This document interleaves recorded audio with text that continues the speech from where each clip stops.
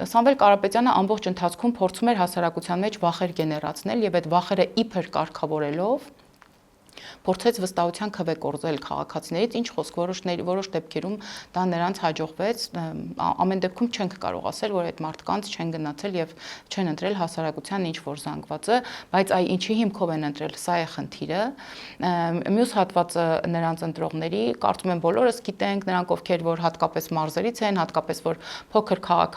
քաղաքներից են, վստահաբար ամեն մի քաղաքում, ամեն մի գյուղում, ամեն մի մարզում վստահաբար կան մարդիկ, ովքեր գիտեն, որ այսինչ քաղաքում այսինչ մարդը եկել է, այսքան ընտրակաշարք են տվել, որ բաժանի եւ ինքն է այսպես ասած ներողություն ձևակերպման համար 10-ով կա տեսնում Սամվել Կարապետյանի կամ Բարգավաճ Հայաստանի կամ Հայաստան խմբակցության համար։ Հետևաբար կարող ենք ասել, որ Ռուսաստանում բնակվող գուցե ինչ-ինչ կապերով Սամվել Կարապետյանի հետ կամ նրա բիզնես կենտրոններում աշխատող գործատուների հետ իրավահարաբերությունների մեջ, աշխատանքային հարաբերությունների մեջ գտնելով այնուամենայնիվ եկան Հայաստան մի քանի ժամով կներեք եւ պետք է ասեմ իրենց վատությունն է այս երկրին արեցին ու հետ գնացին այս մասին նաև ապացուցողական բազան բավականին մեծ է, երբ օրինակ լրագրողները Զվարթնոց օդակայանում հանդիպում էին նոր եկածներին կամ գնացողներին եւ անպայման հարցնում էին օրինակ ինչու համար եք եկել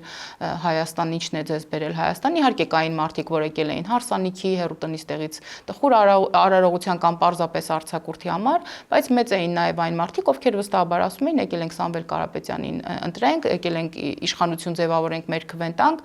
եւ նույն օրը հետ գնանք, որտեղ ստե կարողա խառնվի իրար, բան, այդպիսի խոսակցություններ կարծում եմ բոլորս հիշում ենք, կային նաև մարդիկ, ովքեր արդեն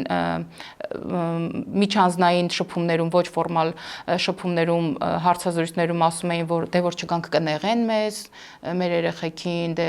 բոլորիս տեղերը գիտեն, բոլորիս ապրելու տեղերը գիտեն, ախպեր շառից, փորձանքից հեռու եւ այլն։